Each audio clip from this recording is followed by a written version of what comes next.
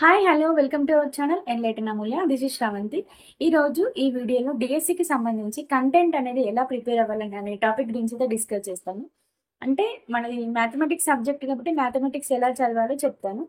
మ్యాథమెటిక్సే కాదండి, ఏ సబ్జెక్ట్ అయినా కూడా మీరు ఖచ్చితంగా టెక్స్ట్ బుక్స్ అనేది ఫాలో అవ్వండి.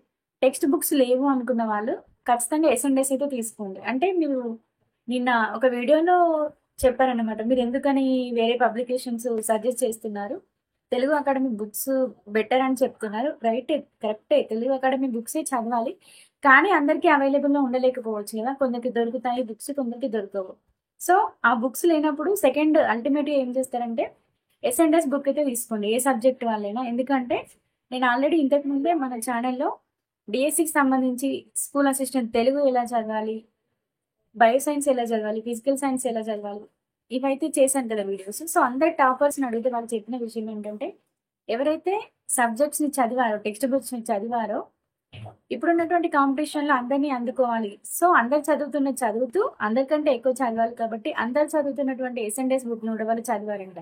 సో వాళ్ళు టెక్స్ట్ బుక్ చదివినప్పుడు ఏవైతే క్వశ్చన్స్ని ఇంపార్టెంట్ అనుకుని వాళ్ళు నోట్ చేసుకున్నారో, సేమ్ మళ్ళీ అటువంటి పాయింట్స్ ఎస్ఎండ్ఎస్లో రిపీట్ అయ్యాయి కాబట్టి, సో మొత్తం టెక్స్ట్ బుక్ చదవడం వల్ల అంటే కొంతమంది తెలుసుకోలేకపోవచ్చు. ఎందుకంటే అందరి ఐక్యూ ఒకలాగా ఉండదు, అందరు ఒకలాగా రీడ్ చేయరు. టెక్స్ట్ బుక్ చదవడం అనేది నిజంగా ఒక ఆర్ట్. అంటే చదువుకుంటూ వెళ్తే చదివినట్టు కాదు, అందులో ఏవి ఇంపార్టెంట్ పాయింట్స్, ఏవి అన్ఇంపార్టెంట్ పాయింట్, ఏవి ముఖ్యమో ఏవి ముఖ్యం కాదు, ఏవి వదిలేయాలి, ఏది పట్టుకోవాలి, ఎందులో నుండి ఎగ్జామ్లో క్వశ్చన్ అడగొచ్చు, ఇటువంటి టాపిక్స్ మీద అయితే నిజంగా అవగాహన అయితే చాలా ఉండాలి. సో కొందరికి అవగాహన ఉండకపోవచ్చు, వాళ్ళు బ్లైండ్గా చదువుకుంటూ వెళ్ళిపోతారు. సో అటువంటప్పుడు కొన్ని ఇంపార్టెంట్ పాయింట్స్ ఏంటి ఖచ్చితంగా మిస్ అయిపోతాయి. సో అలా మిస్ కాకుండా ఉండాలంటే టెక్స్ట్ బుక్తో పాటు పబ్లికేషన్స్ కూడా చదవడం చాలా చాలా ముఖ్యమే. పబ్లికేషన్స్ రిఫర్ చేస్తుంది అనుకోకండి, నేనేం ప్రమోషన్ వీడియోస్ అయితే చేయట్లేదు, నాకు ఎవరు ఎటువంటి డబ్బులు ఇవ్వట్లేదు. నా ఎక్స్పీరియన్స్ ప్రకారం నేను చదివిన బుక్స్, ఇంకా మా ఫ్రెండ్స్ టాపర్స్ ఎవరైతే జాబ్లో సెటిల్ అయ్యారో, ఎవరికైతే మంచి మార్కులు ర్యాంకులు వచ్చాయో వాళ్ళ నుండి తీసుకుని నార్మల్ కామన్ ఆస్పిరెంట్స్కి, నా తోటి ఆస్పిరెంట్స్ ఎవరైతే ఎగ్జామ్స్ రాస్తున్నారో వాళ్ళకి కూడా యూజ్ అవ్వాలనే ఉద్దేశంతో అయితే వీడియోస్ చేయడం జరుగుతుంది. సో అర్థం చేసుకోండి, ఓకేనా. కమింగ్ టు మన సబ్జెక్ట్ మ్యాథ్స్. ఇప్పుడు బుక్ ఎలా చదవాలంటే, ఫర్ ఎగ్జాంపుల్ ఇప్పుడు నా దగ్గర మ్యాథ్స్ 7th క్లాస్ బుక్ ఉంది, చూడండి ఒకసారి. ఫస్ట్ టాపిక్ ఏమో ఇంటీజర్స్ అనే టాపిక్ ఉంది. ఏ టాపిక్ ఇచ్చినా మీరు ముందు ఇంట్రడక్షన్ చదవడం మాత్రం అస్సలు మర్చిపోవద్దు. దీనికన్నా ముందే మీకు వీలైతే ఏం చేస్తారంటే ఒక్కసారి ముందే లుకింగ్ బ్యాక్ ఉంటుంది కదా, ముందు అక్కడికి వెళ్ళండి. లుకింగ్ బ్యాక్ చూడండి ఏముంది, natural numbers, whole numbers, integers, వాటన్ని తర్వాత కొన్ని ఇంపార్టెంట్ పాయింట్స్ అయితే ఉన్నాయి, అవునా. ఇది బైలింగ్వల్ బుక్, తెలుగు మీడియం ఉంది, ఇంగ్లీష్ మీడియం ఉంది. మనం ఏది ఈజీగా ఉంటే, ఏది కంఫర్ట్ ఉంటే మీరు అది చదువుకోండి. చూడండి, each time you add A positive integer you move right on the number line. అంతే కదా, ప్రతిసారి మనం పాజిటివ్ నెంబర్ని యాడ్ చేసినప్పుడు నెంబర్ లైన్ పైన ముందుకు వెళ్తుంది. అంటే ఇటువంటి కొన్ని ఇంపార్టెంట్ పాయింట్స్ ఉన్నాయి. అంటే లుకింగ్ బ్యాక్ ముందే చదవడం వల్ల ఏంటంటే, ఈ చాప్టర్లో ఇవి ఇంపార్టెంట్ పాయింట్స్, ఈ మనం చదివేటప్పుడు బ్లైండ్గా చదవద్దు. ఏవైతే లుకింగ్ బ్యాక్లో మనం చదివామో అటువంటి పాయింట్స్ మళ్ళీ మనం చాప్టర్ చదివేటప్పుడు వస్తే వాటిని స్ట్రెస్ చేసి చదవాలి. ఎస్, ఇది లుకింగ్ బ్యాక్లో వచ్చింది కాబట్టి ఇది ఇంపార్టెంట్ టాపిక్, ఇది ఇంపార్టెంట్ పాయింట్ అని గుర్తుపెట్టుకోవాలి. వీలైతే దానికి అండర్లైన్ చేసుకుని 1-2 సార్లు చదివితే గుర్తుంటుంది. అలా కాకుండా నార్మల్గా చదువుకుంటూ వెళ్తే ఏది ఇంపార్టెంటో ఏది ఇంపార్టెంట్ కాదో మనం తెలుసుకోలేము. సో ముందే లుకింగ్ బ్యాక్ చదివినట్లయితే మీకు కొంచెం ఒక ఐడియా వస్తుంది. సో ఈ టాపిక్ నుండి ఇవి మనం నేర్చుకోవాలి ఓకే అని, ఏమేమి నేర్చుకున్నామో ముందే తెలుస్తుంది. దాని తర్వాత ఇంట్రడక్షన్కి వచ్చేసి ఇంట్రడక్షన్ పార్ట్ మొత్తం చదవండి. ఇంట్రడక్షన్ చదవడం వల్ల దీనికన్నా ముందు కాన్సెప్ట్స్ ఏమున్నాయి, ఏ టాపిక్ చదివితే మనకి ఈ టాపిక్ అర్థమవుతుంది అనే విషయం మనకి అర్థమైపోతుంది. సో తర్వాత ఇంట్రడక్షన్ అయిపోయిన తర్వాత కంపల్సరీ వాటి రిలేటెడ్ ఎగ్జాంపుల్స్ ఉంటాయి. ఎగ్జాంపుల్ ప్రాబ్లమ్స్ చదవడం మర్చిపోవద్దు. ఎగ్జాంపుల్ ప్రాబ్లమ్స్ చూసుకున్న తర్వాత మళ్ళీ ఎక్సర్సైజ్లో ఉన్న ప్రాబ్లమ్స్ చేయండి. అంటే మామూలుగా సింగిల్ లైన్ క్వశ్చన్స్ ఉంటాయి. ఇప్పుడు బిట్ వైజ్ ఉంది అనుకోండి, ఒక బిట్లో 10 క్వశ్చన్లు ఉన్నప్పుడు 1-2 సాల్వ్ చేస్తే సరిపోతాయి, ఎందుకంటే సిమిలర్ ఉంటాయి కాబట్టి. అట్లా కాకుండా వర్డ్ ప్రాబ్లమ్స్ ఉంటాయి కదా, అవి డిఫరెంట్ దేని దానికి ఉంటాయి. చూడండి, for example right the following integers in ascending order అంటే ఒక క్వశ్చన్ చేస్తే సరిపోతుంది, అంటే జస్ట్ తెలియడానికి. అలా కాకుండా క్వశ్చన్స్ ఎలా ఉంటాయంటే, చాప్టర్ చాలా ఈజీగా ఉంది, అన్ని బిట్ వైజ్గానే ఉన్నాయి. ఈ లాస్ట్ ఎక్సర్సైజ్ 1.7లో a cement company aims a profit of ₹9 per a bag of white cement sold and a loss of ₹5 per bag of grey cement sold. ఇట్లా ఇట్లా ఇండివిజువల్ క్వశ్చన్స్ ఉన్నప్పుడు ప్రతి క్వశ్చన్ని సాల్వ్ చేయాలి. ఏవైతే ఒక బిట్ లాగా ఇచ్చేసి లోపల ఒక 10, 15 క్వశ్చన్స్ ఉంటాయి కదా! అందులో 1, 2 సాల్వ్ చేసుకోండి. ఇండివిజువల్ క్వశ్చన్స్ వచ్చినప్పుడు మాత్రం క్వశ్చన్స్ అన్ని సాల్వ్ చేసుకోండి. రాని ప్రాబ్లమ్‌కి సొల్యూషన్ ఎట్లా అని టెన్షన్ పడకుండా ఇంతకుముందు ఒక వీడియోలో చెప్పండి. గూగుల్ ఓపెన్ చేసిన తర్వాత పైన గూగుల్ లెన్స్ అనేది వస్తుంది. సో, ఆ గూగుల్ లెన్స్‌లో ఆ క్వశ్చన్‌ని స్కాన్ చేసి మనం కింద హోంవర్క్ అని ఇస్తే డిఫరెంట్ వెబ్‌సైట్స్ నుండి మనకైతే సొల్యూషన్ అక్కడ ఉంటుంది. సో, చాలా వెబ్‌సైట్స్ ఉంటాయి. అందులో టాపర్స్.com అనేది చాలా బాగుంటుంది. అంటే సొల్యూషన్ అక్కడే కనిపిస్తుంది. వేరే అయితే ఒక్కొక్కసారి బైజూస్ గాని, డౌట్ నెట్ గాని ఇట్లా కొన్ని ఉంటాయి. అవి ఏం చేస్తాయంటే యాప్‌ని ఇన్‌స్టాల్ చేసుకోమని అడుగుతాయి. అవి అడగకుండా జస్ట్ గూగుల్ లెన్స్‌లో మనం క్వశ్చన్‌ని పిక్ తీసి స్కాన్ చేసి అప్లోడ్ చేస్తే హోంవర్క్ అని అంటే వెంటనే వెబ్‌సైట్స్ వస్తాయి. టాపర్స్.com ద్వారా సొల్యూషన్స్‌ని అయితే వెతుక్కోండి. సో, ఇలా చదవండి. ఇలా మొత్తం బుక్ అంతా కంప్లీట్ చేయండి. ఒక సబ్జెక్ట్ అంటే ఒక క్లాస్ తర్వాత ఒక క్లాస్ చదువుతుంది. ఇప్పుడు మామూలుగా మనకి పబ్లికేషన్స్ ఇచ్చినప్పుడు ఎట్లా ఇస్తారంటే 10 యూనిట్స్‌గా డివైడ్ చేస్తారనమాట. అంటే ఆల్జీబ్రాకి సంబంధించి ఆల్జీబ్రా ఎప్పుడు 6థ్‌లో స్టార్ట్ అయితే 6థ్, 7థ్, 8థ్, 9థ్, 10థ్ అట్లా. మొత్తం అన్ని 6-10థ్ వరకు ఒకే దగ్గర ఇచ్చేస్తారు. జామెట్రీ అంతా ఒక దగ్గర ఇచ్చేస్తారు. సో, టాపిక్ వైజ్ ఉంటది అక్కడ. ఇక్కడేమో సబ్జెక్ట్ అంటే చాప్టర్స్ వైజ్ ఉంటాయి. క్లాస్ వైజ్ ఉంటది. మీరు ఎట్లా మీకు ఏది ఈజీగా ఉంటే అది చదువుకోండి. కొందరికి నేను ఆల్జీబ్రా టాపిక్ మొత్తం కంప్లీట్ చేస్తా అంటే ఫస్ట్ 6థ్‌లో ఆల్జీబ్రా ఏముంది, దాని కంటిన్యూషన్ 7థ్‌లో ఏముంది, 8థ్‌లో ఏముంది, 9థ్‌లో ఏముంది, 10థ్‌లో ఏముంది అట్లా చదువుకోండి. లేదు నేను ముందు అన్ని టాపిక్స్‌కి సంబంధించినటువంటి బేసిక్స్ నేర్చుకుంటా అన్నప్పుడు ఫస్ట్ 6థ్ క్లాస్ నుంచి స్టార్ట్. సో, 2 రకాలుగా చదవచ్చు. ఒకటేమో క్లాస్ వైజ్‌లో ఒక క్లాస్‌లో బేసిక్స్ అన్ని టాపిక్స్ మీద నేర్చుకుంటూ కొంచెం డెప్త్ పెంచుకుంటూ హైయర్ క్లాస్‌కెళ్ళొచ్చు.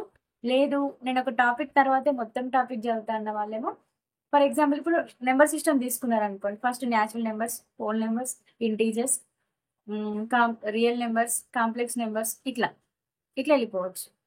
అంటే లేదు అంటే మన జామెట్రీ తీసుకుంటే జామెట్రీ నుండి ఫస్ట్ పాయింట్ దగ్గర నుండి తీసుకుంటే పాయింట్, రే, లైన్, సెగ్మెంట్, లైన్, మళ్ళీ యాంగిల్ ఎట్లా వచ్చింది, types of angles, triangles, quadrilaterals, polygons ఇట్లా ఒక లైన్ వైజ్ వెళ్ళిపోవచ్చు. ఇట్లా చదవచ్చు. అట్లా 2 రకాలుగా చదువుకోండి. ముందు లుకింగ్ బ్యాక్ చదవండి. తర్వాత ఇంట్రడక్షన్ చదవండి. ఎగ్జాంపుల్ సాల్వ్ చేయండి. అన్ని చూసుకోండి. మళ్ళీ ఎక్సర్సైజ్ ప్రాబ్లమ్ సాల్వ్ చేయండి. బిట్ వైజ్‌గా ఉంటే ఒక బిట్‌లో ఒక 2, 3 ప్రాబ్లమ్ చూసుకోండి. అన్నీ చేయాల్సిన అవసరం లేదు. మోడల్ క్వెషన్ చేయండి. దాంతో పాటు ఇండివిజువల్ క్వెషన్స్ ఉంటాయి కదా! వర్డ్ ప్రాబ్లమ్స్ అవైతే కంపల్సరీ అన్నీ ప్రాక్టీస్ చేసుకోండి. ఒకవేళ 6th-10th అన్నీ అయిపోయిన తర్వాత ఇంకా టైం ఉంటే ఏవైతే ఇంటర్‌లింక్డ్ టాపిక్స్ ఉన్నాయో అవి చదువుకోండి. ఓకేనా? అంటే చాలామంది అడుగుతున్నారు ఇంటర్‌లింక్ టాపిక్స్ అంటే ఏంటి అంటే, ఇప్పుడు మనకి ఇక్కడ జామెట్రీ ఉంటుంది. సో, మనకి ఇంటర్‌లో కూడా జామెట్రీకి సంబంధించిన టాపిక్స్ ఉంటే అవి చదవాలనమాట. ఇంకా మనకి ఎక్కడ ఏమొస్తుందంటే, ఇప్పుడు 2డీ, 3డీ ఉంటాయి కదా! ఇక్కడనేమో 2డీ జామెట్రీ వరకే మనం నేర్చుకుంటాం. అక్కడ అనలిటికల్ జామెట్రీ వస్తుంది. అంటే లోకస్ అంటే ఏంటి? పాయింట్ అంటే ఏంటి? పేర్ ఆఫ్ స్ట్రెయిట్ లైన్స్ వస్తుంది. డీసీస్ అండ్ డిఆర్స్ అటువంటి టాపిక్స్ ఉన్నాయి కదా! అవన్నీ కూడా 10th related topics inter continuation అన్నట్టు. అవి ఎక్స్‌ట్రా ఇంకా డెప్త్‌గా ఉంటాయి. సో, అవి చదవాల్సి ఉంటుంది. మళ్ళీ ఇంకా ట్రిగ్నోమెట్రీ కూడా. ట్రిగ్నోమెట్రీ ఇక్కడ వరకు ఉంటుంది. జస్ట్ అప్లికేషన్స్ ఆఫ్ ట్రిగ్నోమెట్రీ అంటే హైట్స్ అండ్ డిస్టెన్సెస్ వరకే ఉంటుంది. కానీ మళ్ళీ అక్కడ ఏముంటుంది అంటే 90 డిగ్రీస్ ఉన్నది. Theta with 90 degrees, 180 degrees, theta plus or minus 180, A plus B వాటిని సంయుగ్మ కోణాలు ఉంటది. అవునా? అటువంటి ట్రిగ్నోమెట్రీకి సంబంధించినటువంటి tan of A plus B. ఇప్పుడు ఇక్కడేమో సింగిల్ యాంగిల్స్ ఉంటాయి. టాన్ ఏ, సైన్ బి ఇట్లా ఉంటాయి. అక్కడ tan of A plus B, cos of A plus B, tan cube, cos cube, sine cube ఇట్లా అన్ని అప్లికేషన్స్ ఉంటాయి. అన్ని ప్లస్లు, మైనస్లు అవన్నీ ఉంటాయి కదా ట్రిగ్నోమెట్రీకి సంబంధించినవి. అవన్నీ కూడా నేర్చుకోవాల్సి ఉంటుంది. ట్రిగ్నోమెట్రీ రిలేటెడ్ టాపిక్స్ అన్ని చూడాల్సి ఉంటుంది. సో, అవి ఇంటర్ రిలేటెడ్ టాపిక్స్ ఉంటాయి. ఇంకా సరిపోవట్లేదు, ఇంకా ప్రాక్టీస్ చేయాలనుకున్న వాళ్ళు మనకి తెలుగు అకాడమీ బుక్ అయితే దొరుకుతుంది. చూడండి. ఈ Telugu academy Gurukul mains mathematics ఈ బుక్ తెలుగు అకాడమీ వాళ్ళది. ఒకసారి చూడండి. Number system 1 topics, number system 2 sets and statements, fundamentals of algebra, plane geometry, coordinate geometry, analytical geometry, mensuration, statistics and probability, trigonometry and reference book. అయితే చాలా మంది ఇక్కడ చూడండి, ఎప్పుడైతే నేను డిఎస్సికి ప్రిపేర్ అయినప్పుడు ముందు 10th క్లాస్ వరకు అయితే పర్ఫెక్ట్గా ఉండండి. 10th క్లాస్ అయిపోయిన తర్వాత ఇంటర్ రిలేటెడ్ టాపిక్ చదవండి అని చెప్తున్నాను కదా. సో, చాలా మంది అడుగుతున్నారు అసలు ఇంటర్ రిలేటెడ్ టాపిక్స్ అంటే ఏంటి, ఏమేమి చదవాలి అంటే మనం ఇంటర్లో ఉన్న అన్ని టాపిక్స్ చదవాల్సిన అవసరం లేదు. ఎందుకంటే ఇంటర్లో మనకి ఏముంటాయి డిఫరెన్షియేషన్స్, ఇంటిగ్రేషన్స్ ఉంటాయి. అవన్నీ వదిలిపెట్టాలి. ఎందుకంటే అవి మనకి 10th బేసిక్స్‌లో లేవు. ఇంటర్ రిలేటెడ్ టాపిక్స్ అంటే ఏంటి అంటే చూడండి. ఇప్పుడు ఫర్ ఎగ్జాంపుల్ మనం స్టాటిస్టిక్స్ అండ్ ప్రాబబిలిటీ చూసుకుంటే 10th వరకు ఏముంటాయి? Just mean, mode, median. అవునా? సెంట్రల్ టెండెన్సీస్ కనుక్కోవడం అక్కడి వరకే ఉంటుంది బేసిక్ కాన్సెప్ట్.